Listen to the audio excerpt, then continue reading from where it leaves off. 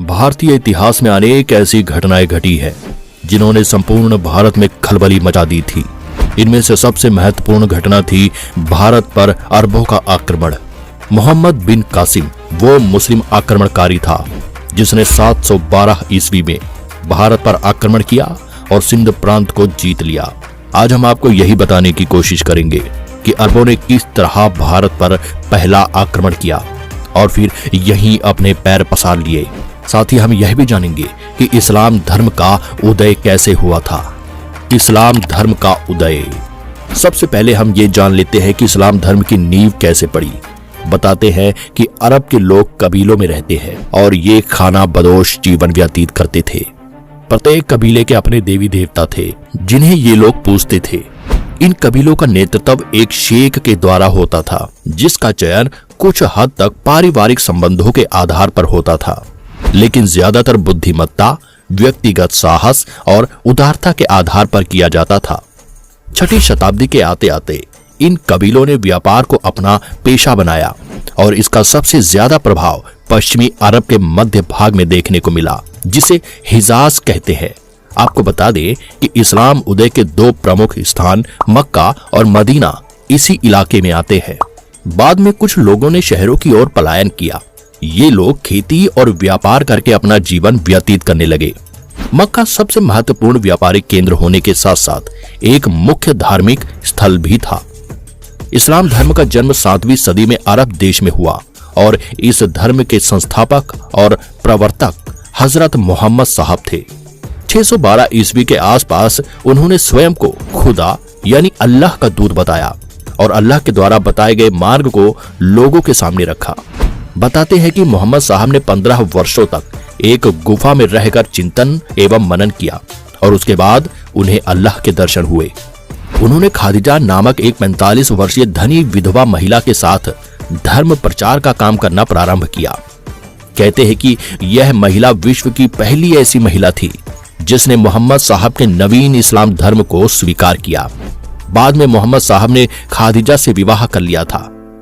इस्लाम की स्थापना के बाद मोहम्मद साहब ने सारा जीवन खुदा के संदेशों और इस्लाम का प्रचार करने में लगाया।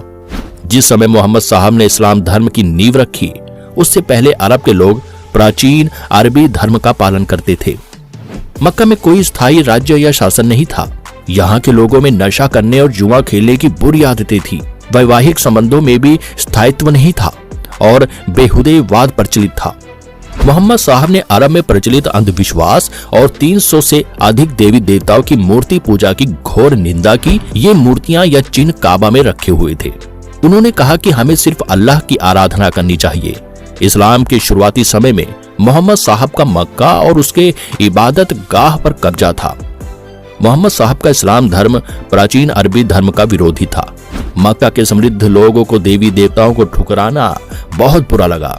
ये लोग इस्लाम जैसे नए धर्म को मक्का की प्रतिष्ठा और समृद्धि के लिए खतरा समझने लगे। इसीलिए लोगों ने मोहम्मद साहब का खूब मजाक बनाया और भारी विरोध किया। तब मोहम्मद साहब को भागकर मदीना में शरण लेनी पड़ी। मोहम्मद साहब की इस यात्रा को हिजरा कहा जाता है और इसी दिन से मुसलमानों के हिजरी कैलेंडर की शुरुआत हुई। यह घटना 24 सितंबर 622 ईस्वी की है। मोहम्मद साहब ने खुदा को केंद्र में रखकर मदीना में अपने एक राज्य की स्थापना की। वे प्रथम मुस्लिम शासक थे, किंतु वे किसी भी अरब फिरके का नेता होने का दावा नहीं करते थे। उनके शासन का आधार कुरान थी। मोहम्मद साहब ने मदीना में इस्लाम धर्म को एक व्यवस्थित स्वरूप प्रदान किया। साथ ही उन्होंने अपने विरोधियों का भी डट कर मुकाबला किया। जानकारी के लिए बता दें कि इस्लाम धर्म में 2 ग्रंथ सबसे प्रमुख है। पहला कुरान और दूसरा हदीस। कुरान में वह ज्ञान संग्रहित है जो खुदा ने अपने दूत मोहम्मद साहब को दिया और हदीसा में स्वयं मोहम्मद साहब के द्वारा दिए गए उपदेशों का संग्रह है। मोहम्मद साहब अपने धर्म के विरोधियों के लिए युद्ध और राजनीतिक संगठनों दोनों का सहारा लेते थे। मदीना पर कुरैशों के आक्रमण के बाद 3 युद्ध हुए और इन सभी में मोहम्मद साहब की विजय हुई और वे कुरैश कबीले के शासक बन बैठे। इस तरह मोहम्मद साहब ने इस्लाम का प्रचार किया और हमेशा पैगंबर ही कहलाए। उन्होंने कभी भी किसी अन्य पद या स्थिति को स्वीकार नहीं किया। 632 ईस्वी में उनकी मृत्यु हो गई। हजरत मोहम्मद की प्रमुख शिक्षाएं क्या थी? हजरत मोहम्मद ने अपने अनुयायियों को 5 मुख्य शिक्षाएं दी थी, जो कि इस तरह है। नंबर 1, हजरत मोहम्मद का कहना था कि प्रत्येक मुसलमान को इस बात में विश्वास रखना चाहिए कि अल्लाह एकमात्र पूजनीय है और पैगंबर मोहम्मद उनके पैगंबर है। नंबर 2, हर एक मुसलमान को दिन में 5 बार नमाज अदा करना अनिवार्य है। नंबर 3, निर्धनों को जकात देना चाहिए। जकात एक प्रकार का दान है।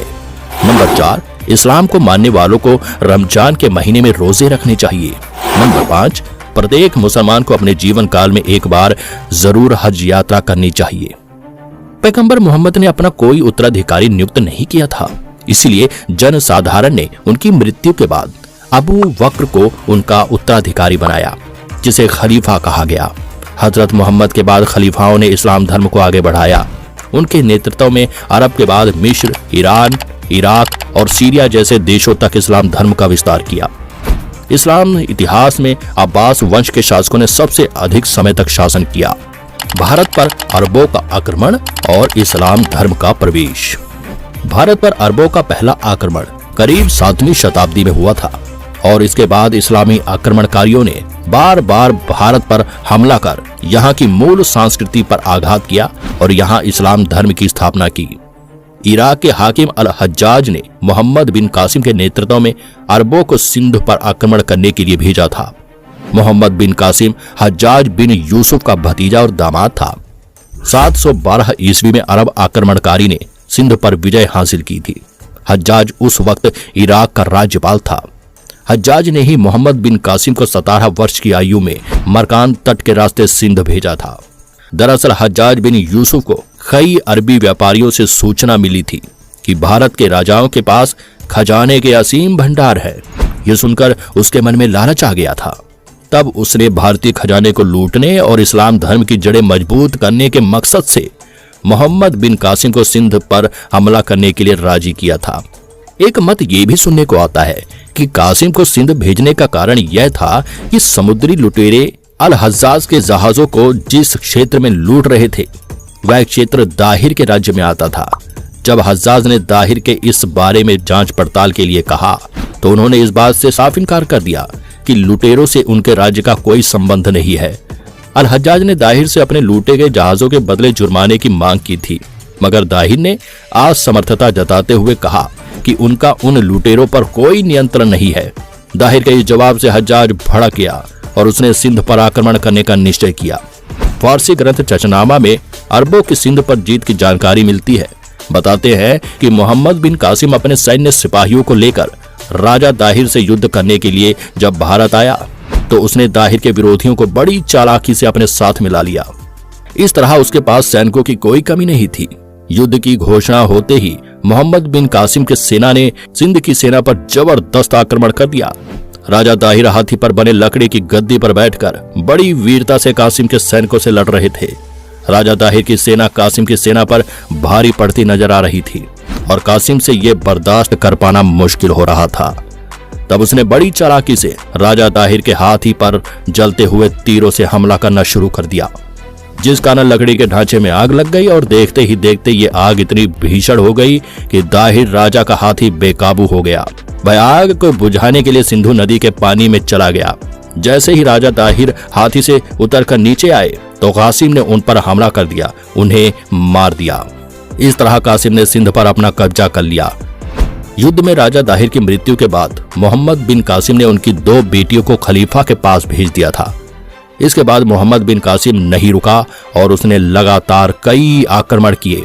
उसने अपने नेतृत्व में जितने भी अभियान चलाए उन सभी में लगभग उसे विजय प्राप्त हुई, जिनमें से कुछ इस तरह है। ब्राह्मणवाद पर अधिकार। ब्राह्मणवाद की सुरक्षा का दायित्व दाहिर के बेटे जयसिंह के ऊपर था। उसने कासिम के आक्रमण का बहादुरी के साथ सामना किया, लेकिन कुछ लोगों के विश्वासघात के कारण वह पराजित हो गया। ब्राह्मणवाद पर कासिम ने अपना अधिकार स्थापित कर लिया। आलोर विजय। ब्राह्मणवाद पर अधिकार के बाद कासिम आलोर पहुंचा। शुरुआत में आलोर के निवासियों ने कासिम का सामना किया, लेकिन अंत में उसकी ताकत की वजह से विवश होकर आत्मसमर्पण करना पड़ा। मुल्तान विजय। आलोर पर विजय प्राप्त करने के बाद कासिम ने मुल्तान की ओर रुख किया। यहाँ पर आंतरिक कलह के कारण विश्वासघातियों ने कासिम की सहायता की। उन्होंने नगर के जल स्रोतों की जानकारी अरबों को दे दी, जहां से दुर्ग निवासियों को जल की आपूर्ति की जाती थी। बाद में दुर्ग के सैनिकों ने आत्मसमर्पण कर दिया और कासिम का नगर पर अधिकार हो गया। इस नगर में मीर कासिम को इतना धन मिला कि उसने इसे स्वर्ण नगर नाम दिया। इस तरह अरबों यानी मुस्लिम आक्रमणकारियों ने भारत पर अपना पहला आक्रमण कर यहाँ धीरे धीरे अपने पैर जमाने शुरू कर दिए थे। उन्होंने भारतीय धर्म व संस्कृति को तहस नहस करने में कोई कसर नहीं छोड़ी। उम्मीद करते हैं आपको इस जानकारी से काफी कुछ समझने को मिला होगा और नया सीखने को भी मिला होगा। अगर आप चैनल पर नए हैं तो चैनल को सब्सक्राइब करके बेल आइकन जरूर प्रेस करें, ताकि हमारी आने वाली वीडियो की नोटिफिकेशन आपको सबसे पहले मिले। Thanks for watching. और अगर तुम लोग नए हो तो सब्सक्राइब करो, वो जो लाल वाला बटन है उस पर फूट फेंक के मारो या फिर मोमबत्ती, मुझे नहीं पता, बस क्लिक हो जाना चाहिए।